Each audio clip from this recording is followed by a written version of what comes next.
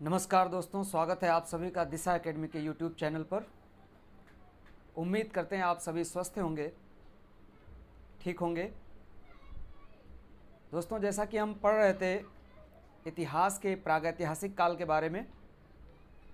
प्रागैतिहासिक काल में हम लोगों ने पढ़ा था पृथ्वी की उत्पत्ति और उसका विकास, और इस क्रम में हमने पढ़ा था मानव की उत्पत्ति और उसका विकास।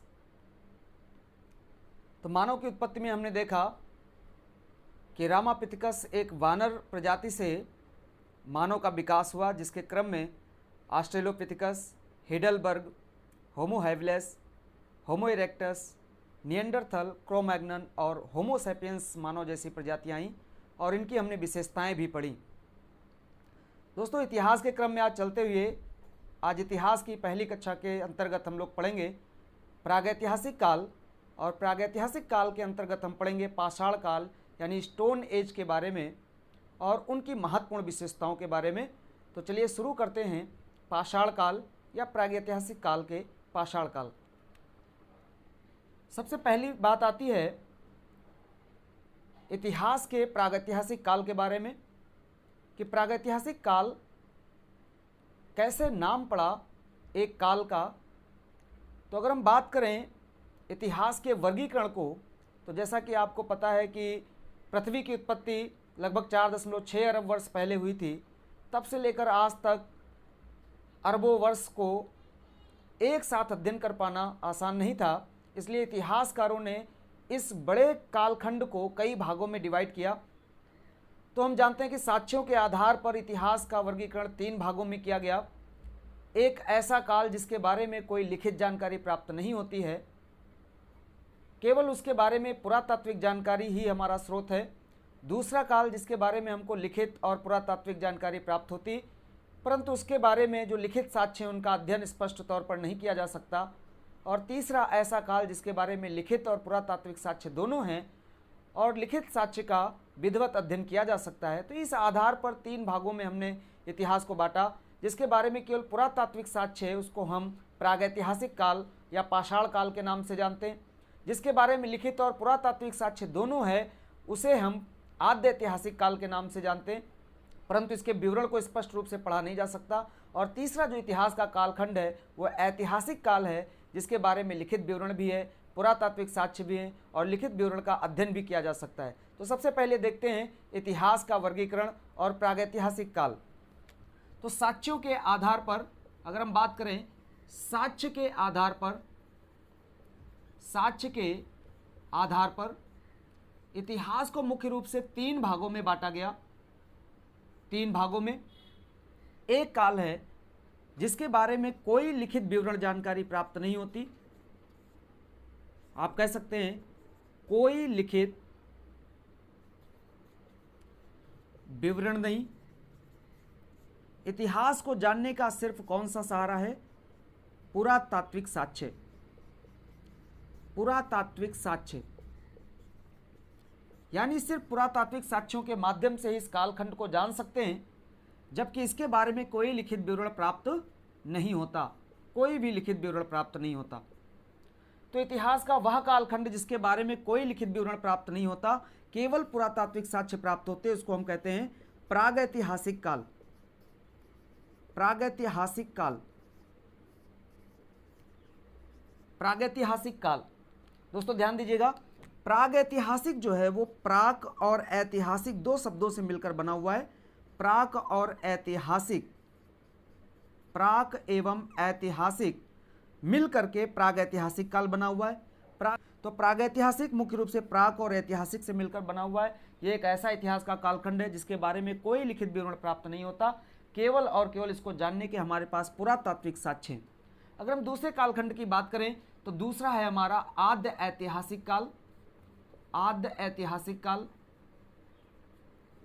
आद्य ऐतिहासिक, इस काल के बारे में लिखित विवरण भी है, लिखित साक्ष्य भी है, और लिखित साक्ष्यों के साथ साथ पुरातात्विक साक्ष्य भी है।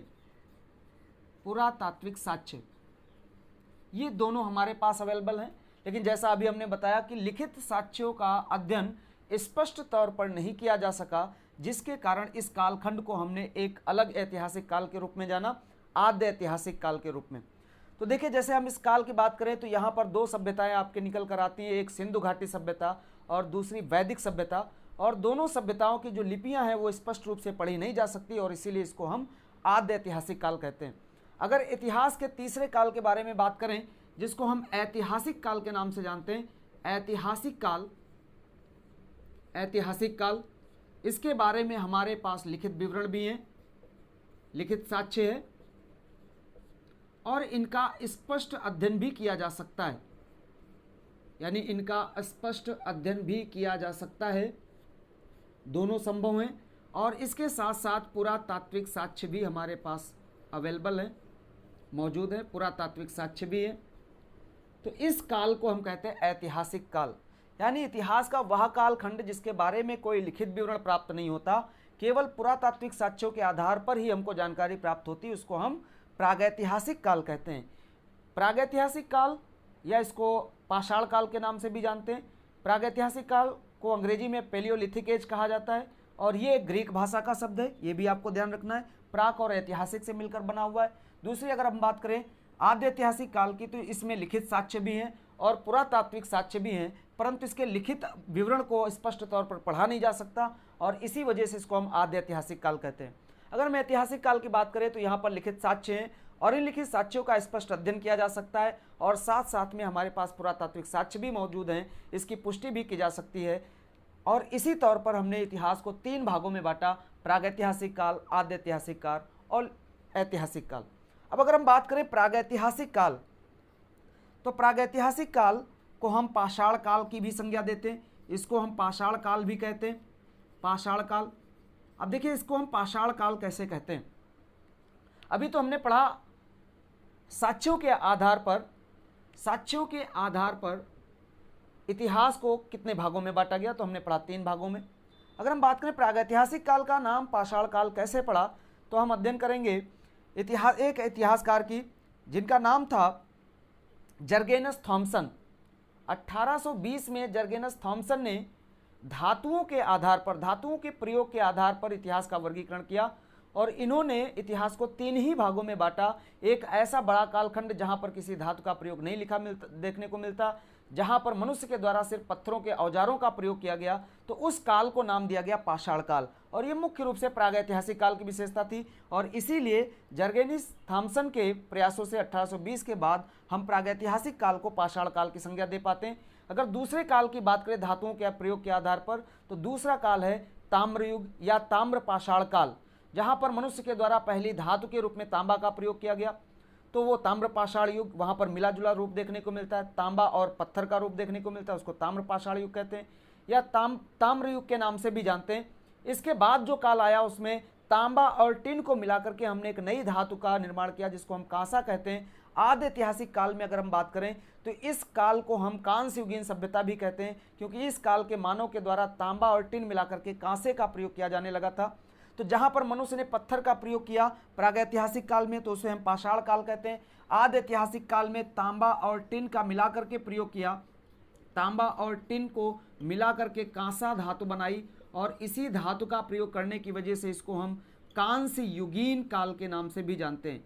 इसको हम कांस्य युगीन सभ्यता के नाम से भी जानते हैं, क्योंकि ये सभ्यता का काल है तो इसको हम कांस्य युगीन सभ्यता भी कहते हैं आद्य ऐतिहासिक काल को। अगर हम बात करें ऐतिहासिक काल की, तो सबको पता है 6ठी शताब्दी ईसा पूर्व से लोहे की खोज हो चुकी थी, लोहे की जानकारी हो चुकी थी, लोहे के बड़े पैमाने पर प्रयोग से औजार बन रहे थे और इसी तरीके से आगे देखेंगे आप कि 6ठी शताब्दी ईसा पूर्व में लोहे के आ जाने से भारत के साथ साथ विश्व के अर्थव्यवस्था में काफ़ी प्रभाव पड़ा, जिससे भारत छोटे और बड़े महाजनपदों में विभाजित हुआ। तो कहीं ना कहीं 6ठी शताब्दी ईसा पूर्व के बाद लोहे का व्यापक स्तर पर प्रयोग हुआ और इस वजह से ऐतिहासिक काल को हम लौह काल के नाम से भी जानते हैं, लौह काल।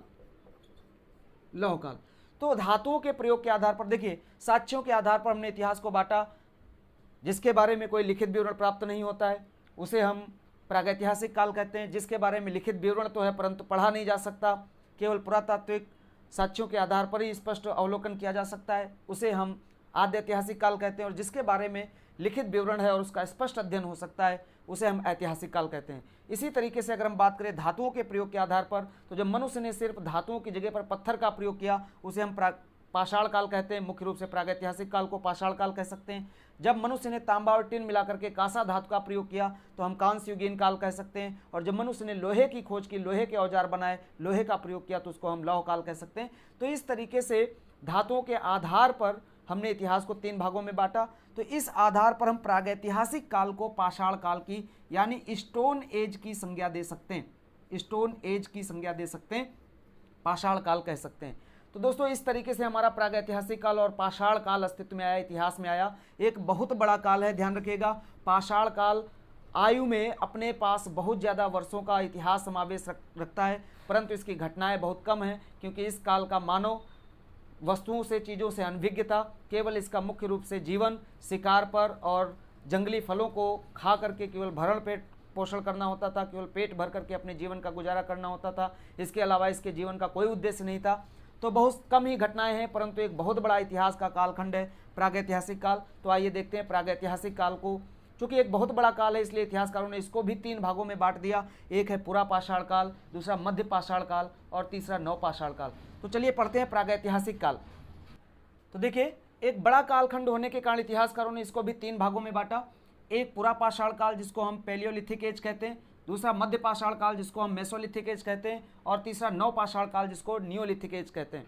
देखिए, इसके इतिहास के वर्गीकरण में कालखंड के बारे में अलग अलग पुस्तकों में अलग अलग समय लिखा होता है, इसलिए इसको हमने यहाँ पर नोट नहीं किया। अगर हम बात करें पुरा पाषाण काल, तो एक अज्ञात, कहीं कहीं पर अज्ञात काल से 8000 लिखा मिलता है, मध्यकाल कहीं कहीं पर 8000 से 4000 ईसा पूर्व लिखा मिलता है, और नव पाषाण काल 4000 से 6000 या 4000 से 2500 ईसा पूर्व तक लिखा मिलता है। तो हम इसके कालखंड के बारे में स्पष्ट तौर पर नहीं कह सकते, क्योंकि अलग अलग पुस्तकों में अलग अलग लिखा मिलता है।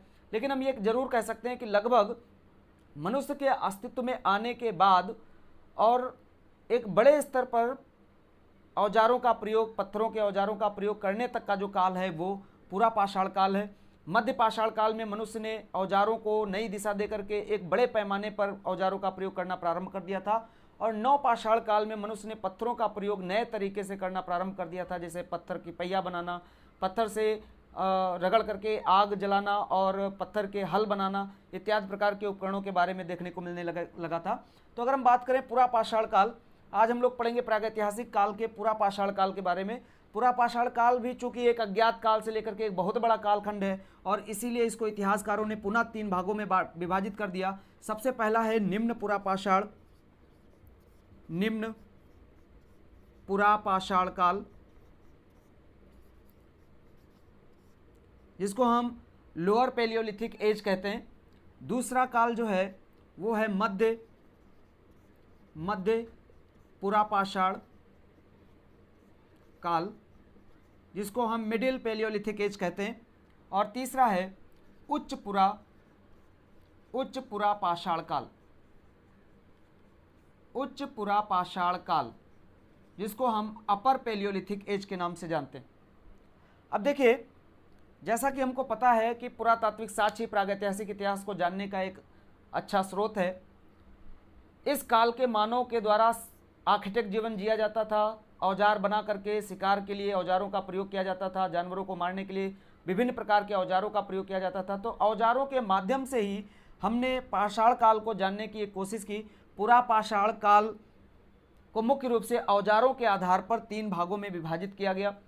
अगर हम बात करेंगे आगे निम्न पुरा पाषाण काल की, तो यहाँ के औजार जो देखने को मिलेंगे वो मुख्य रूप से हैंड एक्स देखने को मिलेगा या चापर चॉपिंग देखने को मिलेंगे, और इसी वजह से ये निम्न पुरा पाषाण काल है। अगर हम मध्य पुरा पाषाण काल की बात करेंगे तो यहाँ पर फलक से बने हुए औजार देखने को मिलेंगे, इसलिए इसको हम फलक संस्कृति के नाम से भी जानेंगे।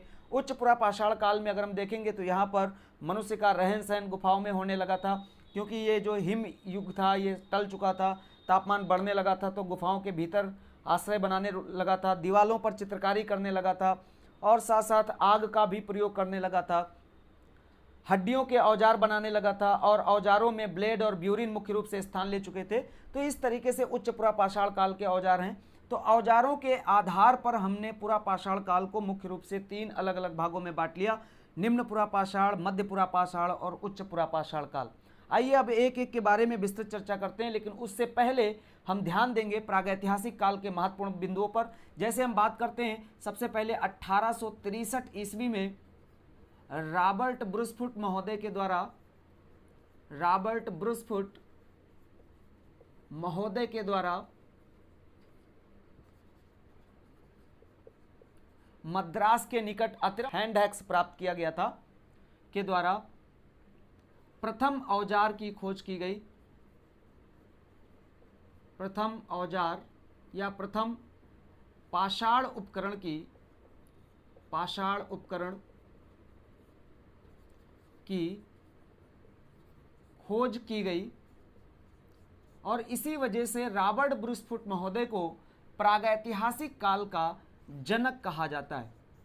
ध्यान रखिएगा 1863 में अतिरम्पक्कम नामक स्थान से रॉबर्ट ब्रूसफुट महोदय को एक हैंड एक्स प्राप्त हुआ था, जो कि प्रागैतिहासिक काल का सबसे पहला उपकरण था और इसी कारण से रॉबर्ट ब्रूसफुट महोदय को प्रागैतिहासिक काल का जनक कहा जाता है। तो इस तरीके से बहुत सारी चीज़ें हैं, प्रागैतिहासिक काल के बारे में बहुत सारे प्रश्न पूछे जाते हैं, तो उन महत्वपूर्ण बिंदुओं पर हम चर्चा कर लेते हैं। इसके बाद हम पढ़ेंगे पुरापाषाण काल के निम्न पुरापाषाण, मध्य पुरापाषाण काल और उच्च पुरापाषाण काल के बारे में। तो आइए चलिए पहले पढ़ लेते हैं प्रागैतिहासिक काल के महत्वपूर्ण बिंदुओं के बारे में। आइए देखते हैं प्रागैतिहासिक काल के महत्वपूर्ण बिंदुओं पर। 1842 ईस्वी में डॉक्टर प्राइमरोज ने कर्नाटक के रायचूर जिला के लिंगसुगुर नामक स्थान पर, लिंगसुगुर नामक स्थान से कुछ पाषाणकालीन उपकरण की खोज की थी।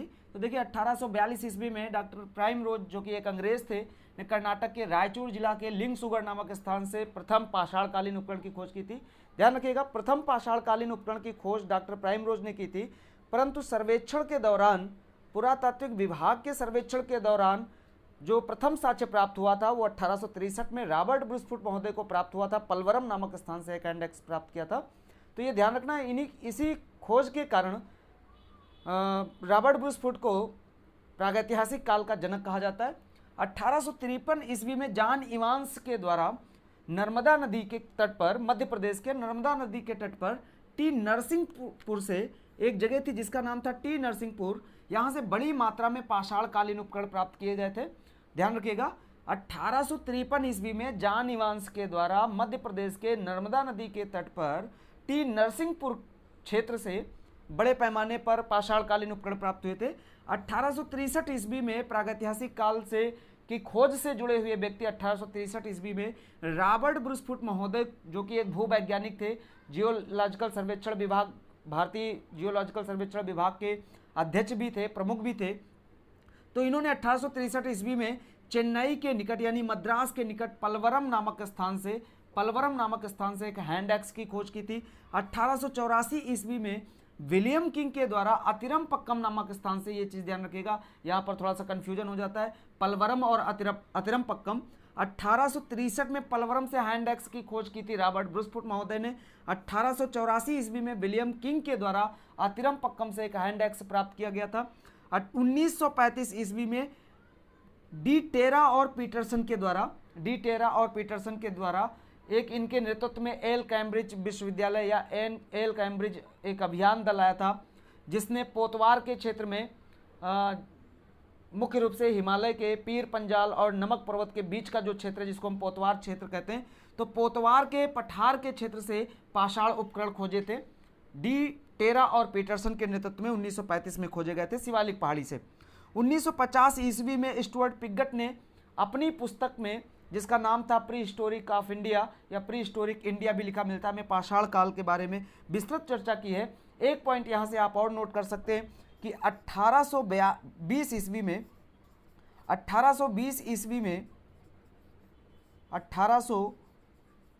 ईस्वी में जर्गेनस थॉमसन ने धातुओं के आधार पर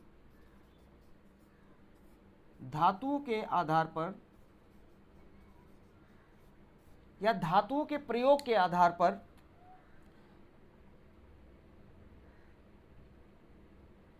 इतिहास को 3 भागों में बांटा है। इतिहास को 3 भागों में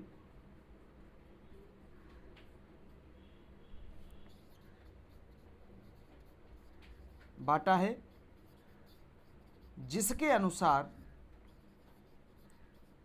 अनुसार प्रागैतिहासिक काल को पाषाण काल भी कहा जाता है। इसके अनुसार प्रागैतिहासिक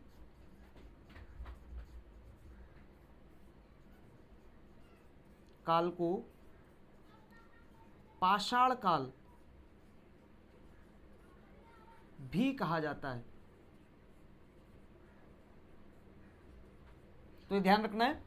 1863 में पलवरम नामक स्थान से एक हैंड एक्स प्राप्त किया था रॉबर्ट ब्रूसफुट महोदय, और इस कारण से उनको प्रागैतिहासिक काल का जनक कहा जाता है। भारत में प्रागैतिहासिक काल एक खोज का विषय बना, वो रॉबर्ट ब्रूसफुट महोदय की देन थी। 1820 ईस्वी में जर्गेनस थॉमसन के द्वारा धातुओं के प्रयोग के आधार पर इतिहास को 3 भागों में बांटा गया, जिस आधार पर हम प्रागैतिहासिक काल को पाषाण काल कहते हैं। तो आगे हम पढ़ेंगे पाषाण काल में पुरा पाषाण काल, और पुरा पाषाण काल के जो 3 काल थे, निम्न पुरा पाषाण, मध्य पुरा पाषाण और उच्च पुरा पाषाण, इसके बारे में आगे विस्तृत चर्चा करेंगे। तब तक के लिए धन्यवाद, नमस्कार।